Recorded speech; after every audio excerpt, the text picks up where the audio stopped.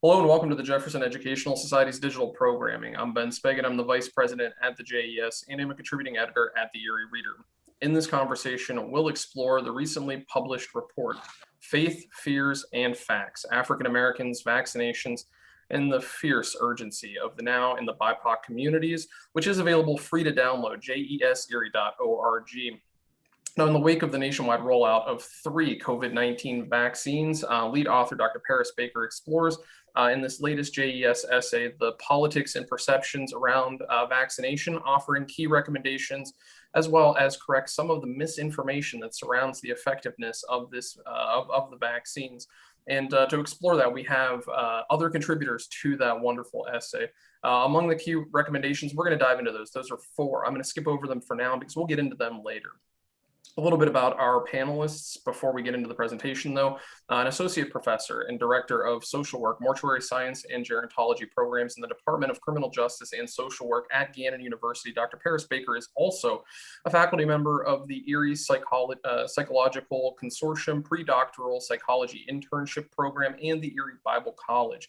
No stranger to the JES, Dr. Baker prior wrote A Pain-Filled Polarized America, Reflections, Recommendations on Racism in the U.S. and in Erie, and co-authored the essay, Martin Luther King Jr., A Man for All Time.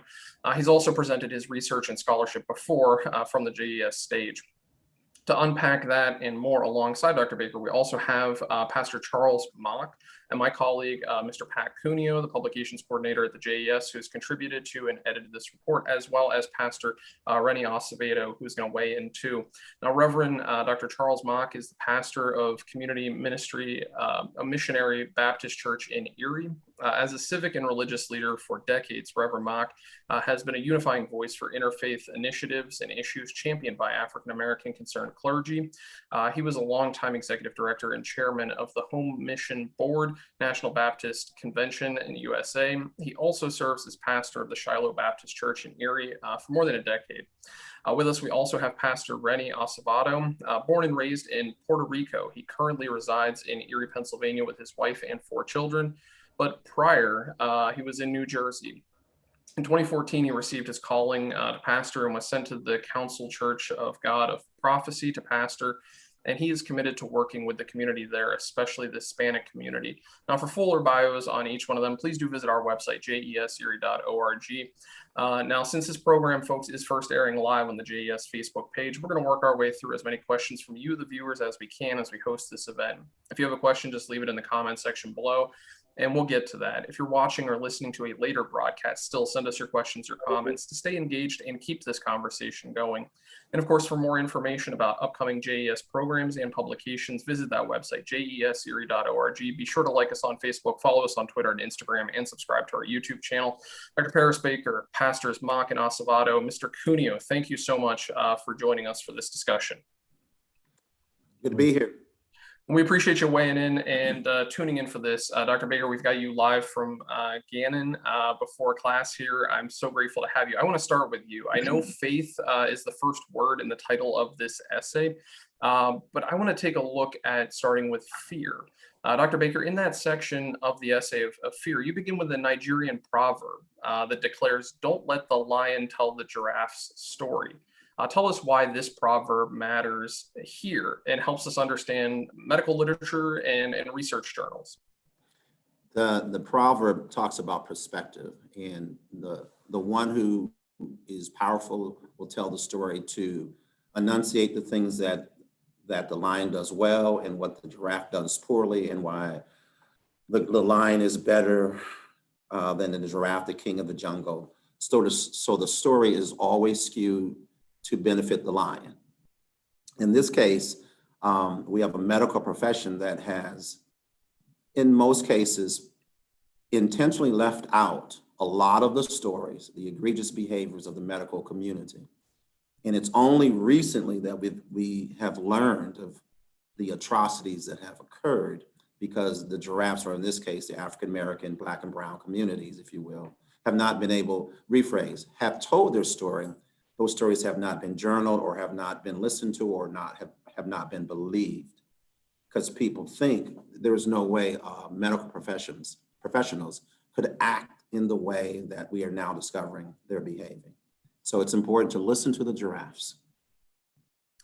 And I think that segues right into one of the things that I think that you emphasize so dutifully in this essay is trust is a must. You say that. We see that a couple of times in this essay. But before one of the times you write that, you write to effectively address the public health issues such as COVID-19, containment, and vaccinations. Medical professionals must first satisfactorily address the distrust African Americans harbor for healthcare organizations.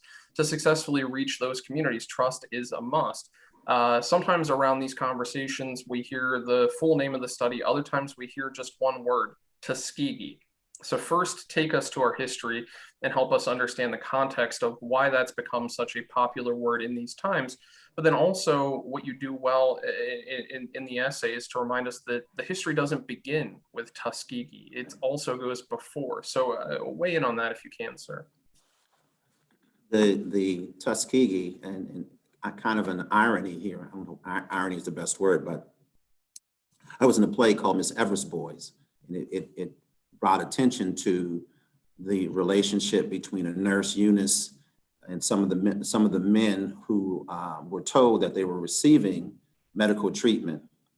And you know, the short version to our understanding of Tuskegee is that the medical community was trying to understand the path of syphilis, excuse me. And in the literature, which is kind of crazy, if there was an IRB, Institutional Review Board, the study said that we wanted to study syphilis until its termination, which means we're going to watch the path of syphilis until the patient dies. Somehow that was approved by the US health community. That part I don't believe, but then the men were told, there was 600 men that were in the study, and they were told that they were receiving treatment.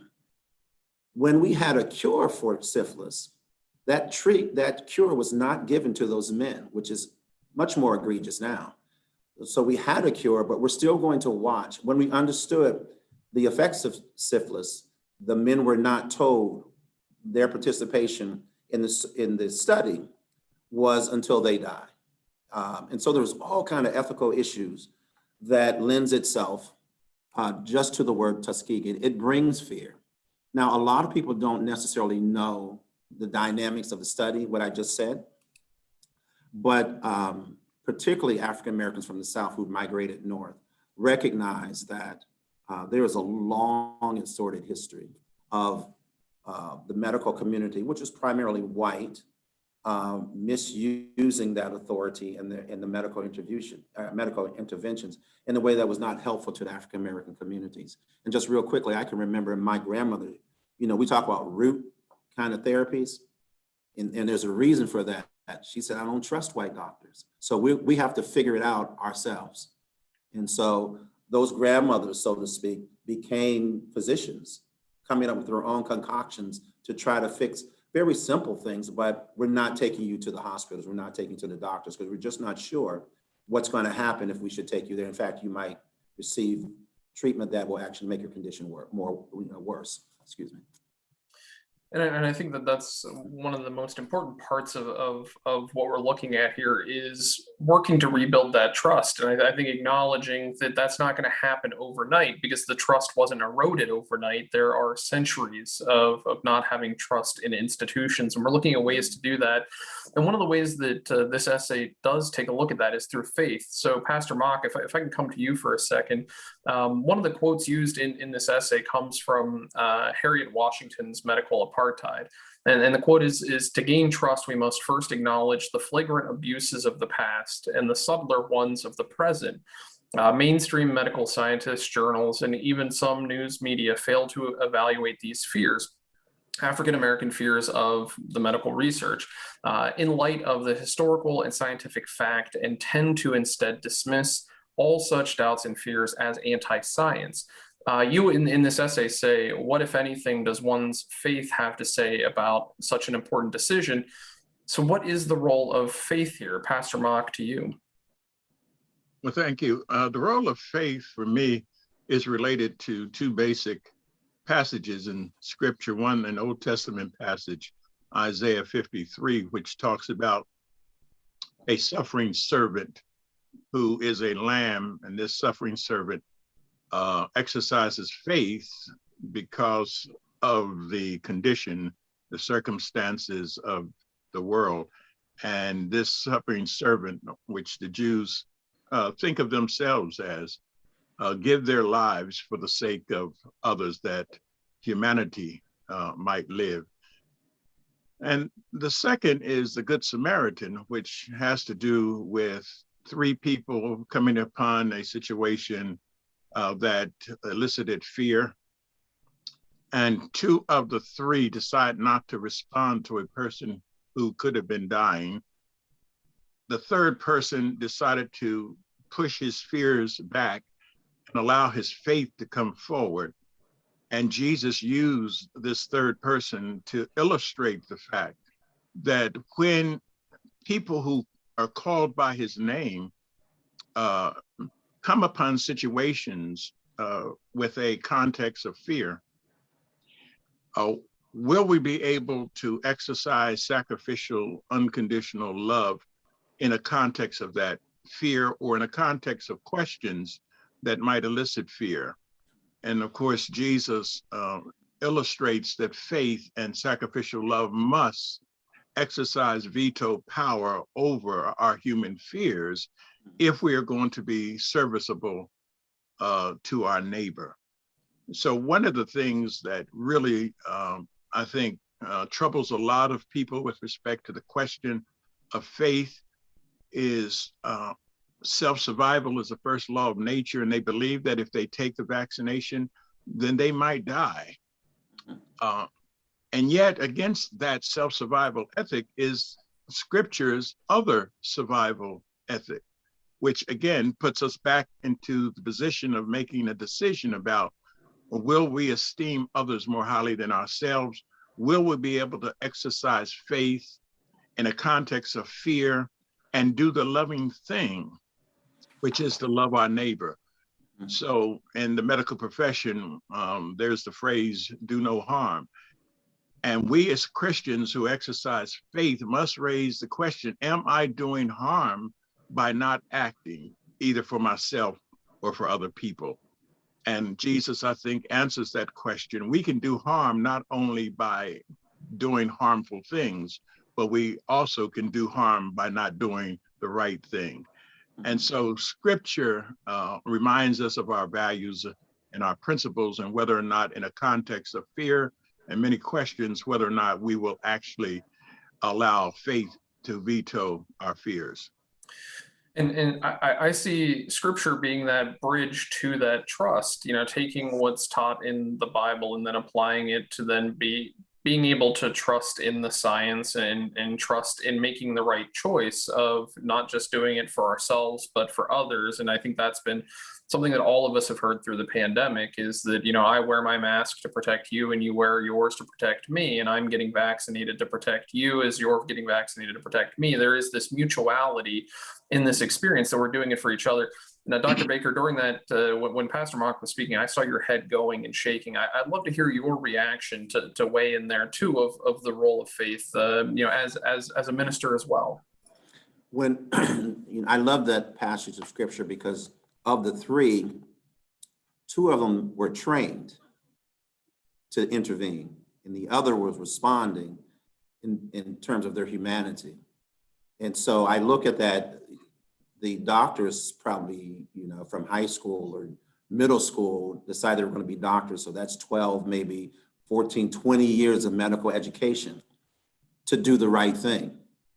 And then when they're called upon to do that, they decide to take another road. And that, to me, the parallels between that proverb and what we're talking about now, they're so right on point with each other. And that's why my head is going, because we have a lot of folks that were trained to do the right thing that just didn't. And Ben, can I mention also that Jesus came into the world because of the urgency of now. Humanity was dying, and humanity was very sick of the virus we call sin. We as preachers preach every Sunday about sin and what sin can do. It destroys. And so part of Jesus's mission was as a healer. And if that was Jesus's mission to heal hurt, then we are the body of Jesus, and therefore healing becomes a part of our mission.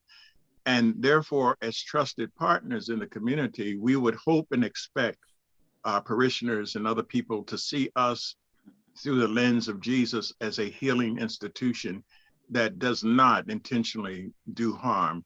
So you can trust that our voice really is the voice of the master when it comes to the choice between doing something to help to save or to do nothing at all, and using scripture to validate our passivity. And so, Pastor Mock, if I'm hearing you, I think that too, the lessons that we take from Jesus are a way to then work to address, I think, that mistrust that has been built up. Going back to that quote, the flagrant abuses of the past and the subtler ones of the present, because it's not as if the abuses still don't exist and the disparities still don't exist, and that we have found equality and equity. There are still disparities, there are still inequities.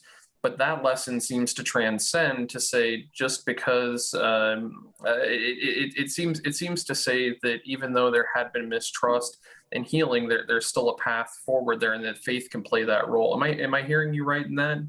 Yes, very much so, because Isaiah 53 verse 1 raises a question: whose report will you believe? And so the communities of faith are reporting that healing is what is needed, and faith in the midst of questions and fears must triumph. And when it does not triumph, we end up becoming a part of the problem as opposed to being a part of the solution.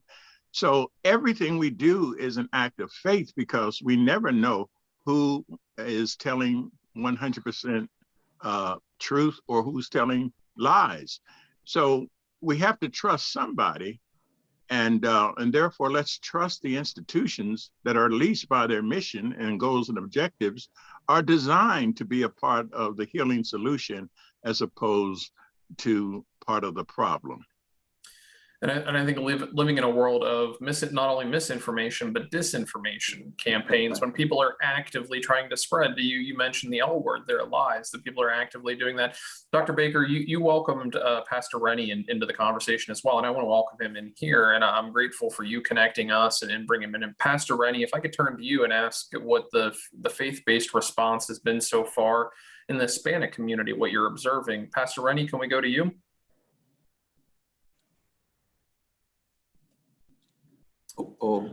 Folks, we may have lost Pastor Rennie. As soon as we get him back, we'll take that question to him and see. So we have you, Pastor Rennie. So looking at the faith-based response in the Hispanic community, where you're actively working and committing to, what do you see that, based on what you're hearing from Pastor Mock and Dr. Baker, how does it align? What's different? What should we take away here? Okay, so this is Carmen. I'll be translating for him. So can you just give me a second while I translate the question? Absolutely, we'll be patient. Okay. Thank you for translating. We appreciate that. Sure. Okay.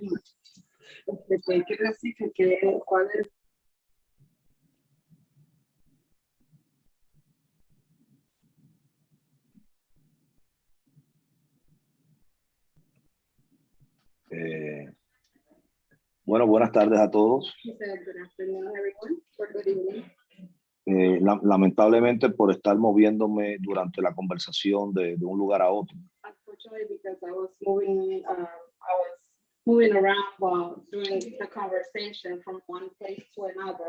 Perdí un poco de la información. Pero cualquier pregunta que usted quiera hacerme podría tratar de contestarse. But whatever questions you may have, I'll try to answer. So I appreciate the translation. If I'm hearing right, Pastor Rennie, you were asking what other questions we might have. I'm curious what the reaction in the faith community in addressing the COVID-19 vaccinations has been in the Hispanic community. Okay. Dice que la pregunta.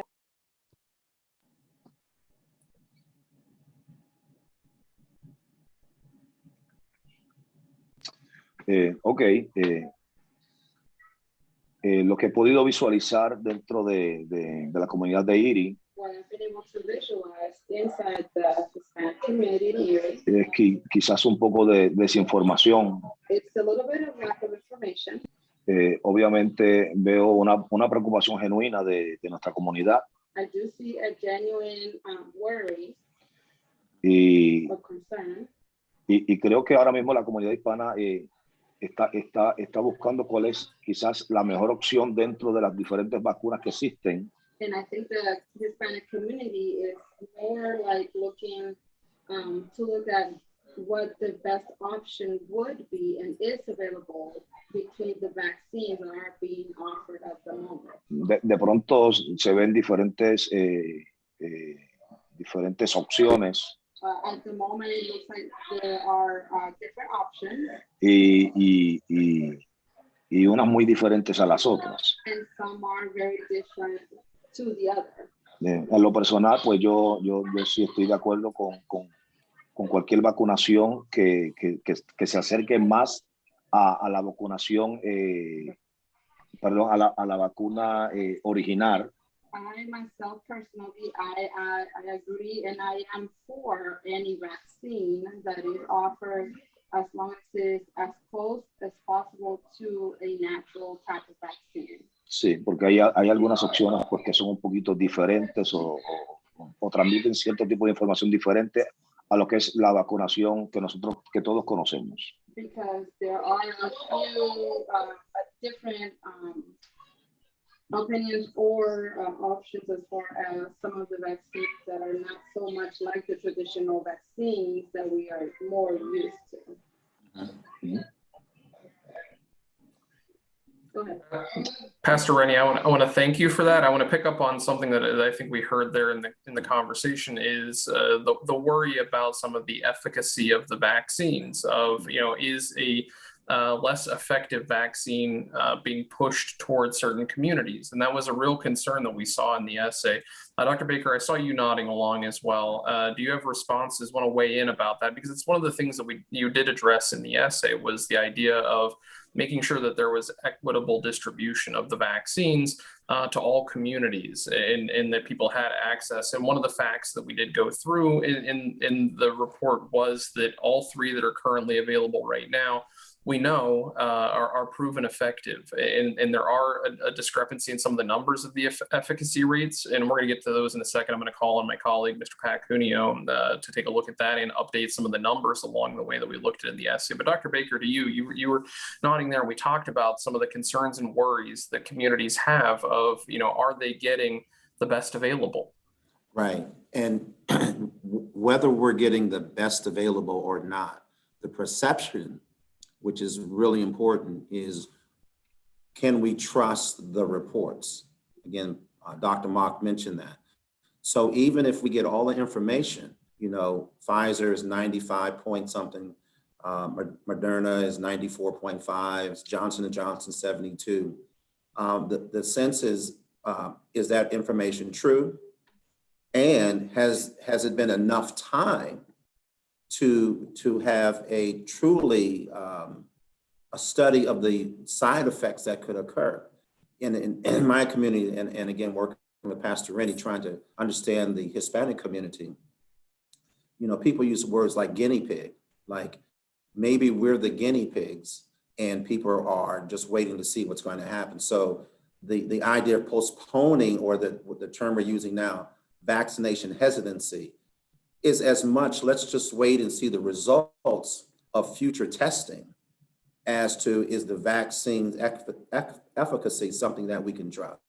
So there's just a lot of suspicion going on that's really causing delay in the confidence level of the community. And what I appreciate about Pastor Rennie and others is the leadership has to get out front of this. And whether the leaders are taking it or not, to encourage people to get the information to make informed decisions and not fear-based decisions. And I think a couple of key takeaways there are, number one, perceptions, and perceptions are real. And when we fear our perceptions because we're working through a very complex issue, this is very complex. And so we can hold those perceptions, like you said, guinea pig, that there could be a hesitancy, but also covered in the essay was the importance of leaders coming to the front and leading and getting us through there. I know we do have limited time here in the conversation. I want to welcome my colleague, Mr. Pat Cuneo, into the fold as well to review some of the numbers that we were looking at then, what we're looking at now, because back to what Pastor Mock had said is knowing whose report to trust and knowing where we can turn. So Pat, if I could turn to you, I know when we put this out at the time of publication, it was more than 520,000 Americans, unfortunately, have died at the hand of COVID-19. Where are the numbers today? Where do we stand? How are we looking nationally, and then at the state level, and then at the local level for the vaccine rate? Because a key thing that we also hear there is accomplishing herd immunity. Enough of us have gotten the vaccine that we will be safe. So Pat, can you run through some of the numbers for us in an update, please? I sure can. Thanks, Ben. As you fellows have pointed out, this is not just a question of faith and trust and fear. If there was ever an argument that this has to be the most transparent time we've ever had, it's now. And it just so happens that now is a critical time, because a review of the numbers, we were in its infancy, really, in vaccine delivery when we came out with the essay. Right now, the numbers are not probably as large as some may think. The number of people, or the number of vaccines that have been given, 128.8 million, 45.2% of eligible population 16 and older have received it. But that's just at least one dose. And that's the Moderna and the Pfizer that the RNA vaccines that we've talked about.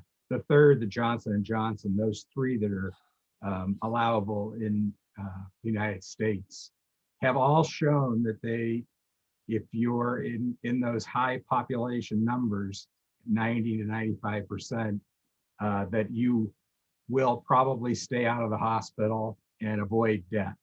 Now, we've read in recent days, well, there are some cases in Michigan where people have not only been vaccinated, they've had COVID and are getting it again because of this UK variant. So it's tough to look at numbers without getting confused, but basically, right now in Erie County, 23% of the population has been vaccinated fully, 22% nationally. And you can see, if in order to get to 70 to 80% for herd immunity, we have a long way to go. Yeah. Now, on the bright side, there are very good signs. Saturday, for instance, 4.6 million people received the vaccine. But what are we going to have to average before the variants kick in and complicate this whole thing? But I would just underscore this in terms of numbers. Number one, vaccines do work. And here's how we know this. The clinical trials, which had to be observed and reported, are legitimate numbers, but then we have a rollout of about 2 months, 2.5 months of real life. And so how do they work in comparison? We weren't able to look at that in our essay because the real life statistics weren't out, but they came out even better, it looks like, than the clinical trials. Mm-hmm. There is a difference between Johnson & Johnson and the RNAs, the Pfizer and the Moderna, but with the kind of numbers that they are, at 72% effective from the get-go, even in small cases, they are, and keep you out of the hospital and dead, that is, it's dispelled a lot of the worry that people have had. Now, how do we know these numbers? Well, those surveys are done with real life cases reported through hospitals mostly, and some research vehicles. The numbers on COVID itself, the virus, and the vaccines have to be reported to states. And so the state and all states are really pretty much obeying this so far, are reporting the number of daily cases, hospitalizations, vaccines, et cetera, et cetera. So it looks like straight legitimate information. Yet are we still acting on some faith that states wouldn't manipulate this? Well, yes. And so one of the reasons I like our work and your work in particular, Parris, was spectacular in this essay, is that it combines the issues of faith and observable science and into one unit to help people come to that vital decision. And then one other thing about trustworthiness as it's played out, it's pretty clear through surveying that people will not be convinced by any politician of any stripe. They need the advice of their doctor and their pastor, the people that they trust. And you really have to be have earned enough trust yourself to know whether you can go and demonstrate this to those people who follow, your lead. And so not to go on too long, but it's those kind of numbers that I think make sense. I thank you for that, Pat. And I immediately want to go back to what you just said last and hold on to that of the trustworthiness of certain people. And you use the example of not being trustworthy of politicians, that people aren't. And Dr. Baker, you mentioned, leaders having to lead in the faith community. You've been very public about receiving the vaccine. Pastor Mock, you were in the newspaper rolling your sleeve up. What did that mean to you to take that on? Because I know while a lot of folks, will take a picture of their vaccine card or their bandage and post it on Instagram, you two have gone much more public in a bigger way. Why do that, and what has it meant? And then Pastor Rennie, I want to come and ask for you about leadership and the role of leadership in the church in this conversation. Let's start with Dr. Baker, then we'll go to Pastor Mock. I'm actually going to defer to Dr. Mock because I'm going to use a piece of the essay that I absolutely embrace. So rather than me talk about it, he's right here, he can share, but I'll reference it. In the African-American community, not to go too far into the history, but there was a time when all information came from the church, and it was that way sociologically because there was no other place where African-Americans could meet where they could get information from a Black authority that they could trust. So that's still kind of the way things happen. And we have to mobilize ourselves to go out and do, to me, like the civil rights marching and letting our people know, here is the way we should go. Can't make you do that, but here's the information. You make some decisions. Everybody didn't join the protest march and that kind of thing. But Pastor Mark said something, and again, I'll defer to you, Pastor Mark. I think it's like in that section, it's the last paragraph where you said, I didn't make this decision whimsically. I thought about it with the same attitude that I thought about my salvation and getting married. It's the same thought that I gave to this vaccine. It was not whimsical. So if you could just pick it up there, I would appreciate that because I love that part of the essay. Yeah, thank you, Parris. I'd start there. Anyone who marries another person does not go into the marriage with an exit plan. We go into the marriage with the understanding until death do us part. Mm-hmm. And therefore, you really are supposed to date somebody that you might actually marry. You want to look up and research some statistics. You want to know who that person has been with, what their family is like. You want to know what this person might be when they grow up. Mm-hmm. And so you do your due diligence and research and then make your decision. Mm-hmm. And therefore you learn to live with the decision that you have made. Right. And despite the ups and downs and the ins and the outs of every marriage, you made a vow, and your vow was based on values and principles, which goes right back to what it means to be a person of faith A person of faith is a person whose life is built on particular values and principles, and they are unconditional. Nothing will separate you from them. So that, at least from a Christian perspective, which is one which I'm more familiar with, that is what we teach people who we counsel, who are contemplating marriage. Go in it to win it, and believe that what you see and what you're feeling is real, and it has to be supplemented by continued work. So if we look at it that way, we know that when it comes to trusted partners, we preachers also have to demonstrate our belief.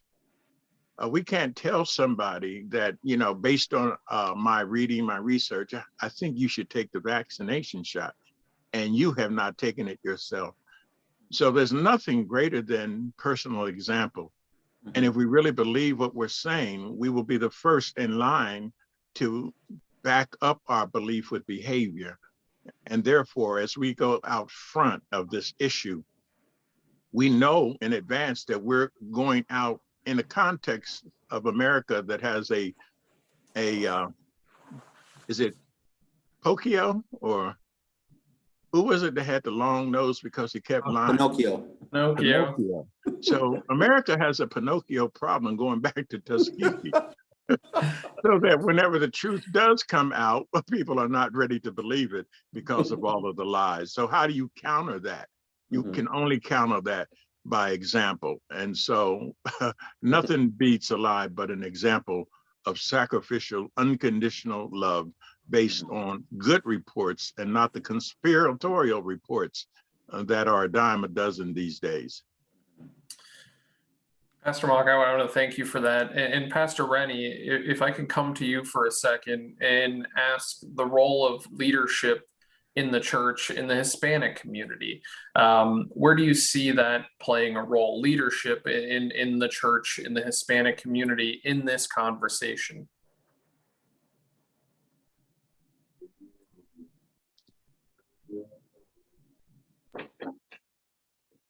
Dentro de nuestra comunidad hispana, In our Hispanic community, quizás un poquito diferente a la comunidad afroamericana. it might be a little bit different than the other communities. Ellos quieren quizás escuchar lo que el líder dice, They may want to listen to what the leader is saying, pero tienen una mente crítica, but they have a critical mind, un pensamiento crítico. their thoughts are thinking. No se rigen mucho por lo que le dice, sí toman el consejo del pastor, pero a la hora de tomar decisiones, ellos se están basando en información extra de hacia afuera. So normally, I mean, they would take advice from, a leader or their pastor per se, but when it comes to making their decisions, they base it more off of whatever information they get from outside. Sí, son bastante, yo le diría, toman decisiones muy personales. When they make their decisions, they're very personal with their decisions. Pero veo que todo se va moviendo hacia una vacunación segura. Todos están buscando una vacunación segura. But I do see that everyone is moving towards getting a vaccine. A veces yo hasta me informo mucho con ellos porque ellos me dicen, mira, esta vacuna considero que es mejor o esta es mejor. Entonces ellos mismos me ilustran bastante acerca de este tipo de información. I myself get a lot of information from the congregation. Myself, they always come up to me and information about this or that. Nuestro concilio Our council siempre nos está orientando hacia eso también, hacia una vacunación segura. Always sending us information, and guiding us towards a secure vaccine. Y a tratar de mantener los códigos de seguridad dentro de las congregaciones. Within trying to keep the codes inside the council.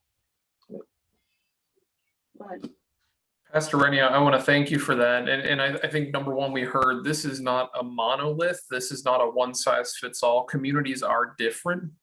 Some of the similarities I did hear that I can recall from the essay is the personal choice. This is a personal choice to get that. And I think that was something that Dr. Baker, Dr. Mock, when we talked about this to begin with, that was something important in this conversation, was not forcing this upon people, but having them empower themselves to make that choice. And Pastor Mock, I think you did that compellingly earlier, using scripture as a background for that faith in the role of this conversation.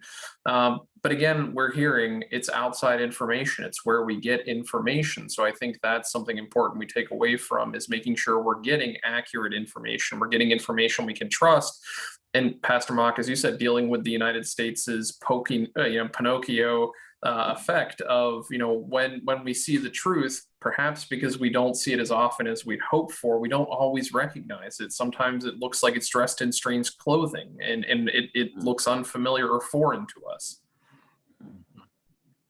So, gentlemen, we're almost out of time here, and I want to be sensitive to all of your schedules. We're plugged in here for an evening program, and I appreciate you being so gracious with this.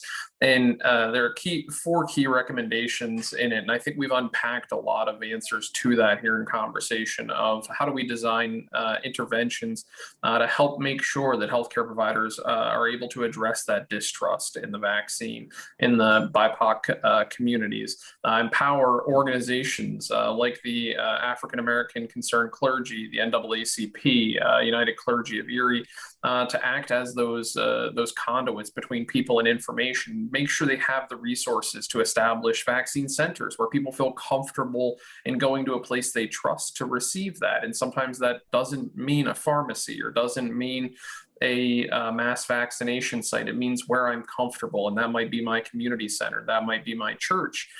To assist the vaccine centers to provide information and outreach regarding the efficacy of vaccines. We covered that with Mr. Pat Cuneo, and I thank you for that. And then holding people accountable, healthcare providers accountable for the reception, availability, and distribution. We talked about that. And there's plenty more we didn't get to that the essay does go through. And I want to remind folks that the essay is available online at jeserie.org. But as we're nearing the end of our discussion here, I wonder, of all that we did discuss and all that we left uncovered that's still in that essay available for free download, what do you think is the most important thing? If somebody's listening here and they just take away one iota of this conversation and carry it with them into the night and then wake up and are still thinking about it tomorrow morning, that had an impact on them, what would you hope that one thing would be? And I'd like to go around and ask the entire group. Dr. Baker, if I can start with you, your one thing that you hope somebody would take away from this conversation, this essay. I would put greater emphasis on the responsibility of the medical community as opposed to the communities of color. If we were writing this essay today, I would put much more emphasis on the medical community examining itself and owning that history and making a pledge to change it, as opposed to what we're doing, and it's all important. How do we help the African American or Latino community? The emphasis is on the victims, if you will, when it should be, in my humble opinion, there should be much more attention to how does the medical community fix itself so that people, by their own choice, their own fruition, come to, if it's the first time, to a place that they can trust. And so that's one of my takeaways. Dr. Baker, I appreciate that. Pastor Rennie, if I can come to you, one takeaway when talking about COVID-19 and the vaccine and trust in the community, what's one thing you hope somebody listening to or watching this program would take away?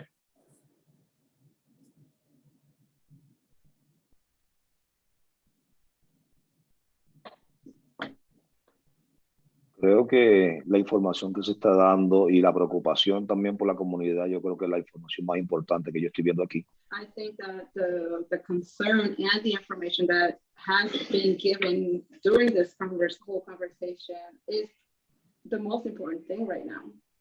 Sí, que hay una, ¿verdad?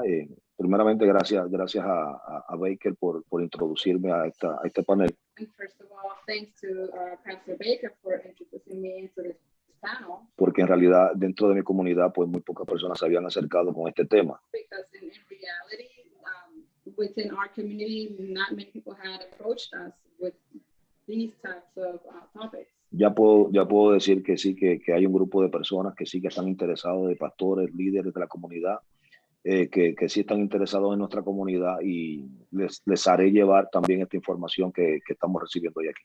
And I can say that now we do have a few other pastors in the community that are interested, and who would be able to take this information to them. Thank you, Pastor Rennie, for that. I think that's a huge takeaway here is widening the table, adding more seats, calling other people and inviting them to the conversation to participate in that. And so certainly want to take you up on that offer, that the more conversation we can have and the more fuller we can have that conversation, I think that's critical. Mr. Pat Cuneo, I'm going to turn it over to you. One big takeaway from this conversation, from this essay, folks ought to hold on to, in your opinion. Well, if I could just say first, we're so grateful at the Jefferson and across the community to have the work and the brilliance and the writing ability of you, Parris, and Reverend Mock, and Rennie. It's a pleasure that you're with us, underscoring the need to widen our neighborhood and appreciate diversity better. For me, I think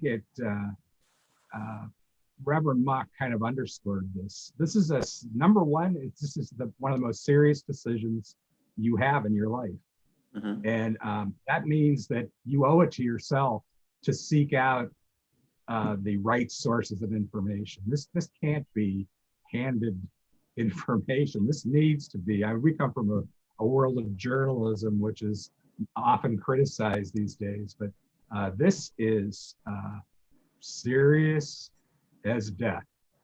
And I think it needs to be appreciated that way. And I appreciate you fellows underscoring that too. Thank you, Pat, for that. And Pastor Mock, I want to conclude with you. Your one big takeaway that someone should take from this conversation, from this essay. What's on your mind, sir? Well, my takeaway is what I preach and what I teach, and that is the just shall live by faith. Now, we can either live by faith, or we can live by our fears, or we could live by our feelings. Feelings are fickle, and our fears come and go. But one thing that remains the same is faith, and faith is not a leap into the dark.